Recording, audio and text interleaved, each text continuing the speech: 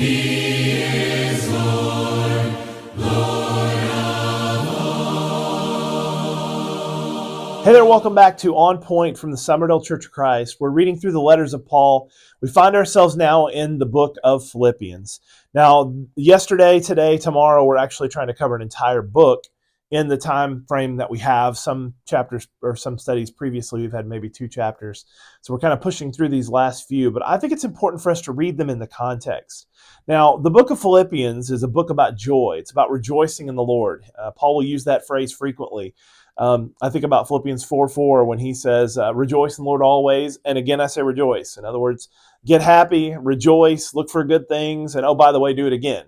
Don't ever forget that God has intended to fill your joy cup to overflowing. And that's the goal of Christianity. Christian living is to be so full of joy, so full of contentment, so full of love, the rest of the fruit of the Spirit, that all those things are manifest in us, and we bear that fruit everywhere we go. People see it in us. So we need to be full of joy. We need to find a way to be happy, even though we may live in difficult circumstances.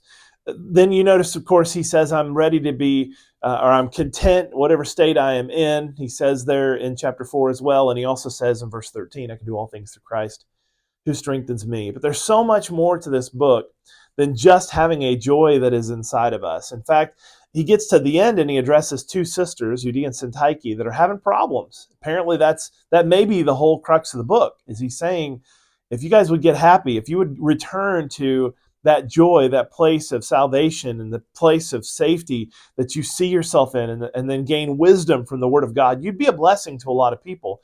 And he addresses this from a personal standpoint. Obviously, there's some application, but also as a congregational standpoint with these 2 sisters that are apparently squabbling in the churches in this area.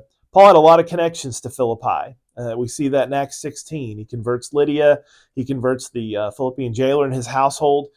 So Paul is invested in this congregation, and he wants to make sure that they do not get discouraged. So let's take that to heart. Let's try to, in some way, read through these verses and say, I want to be positive. I want to think about things from a good perspective. I want to fill my soul with joy.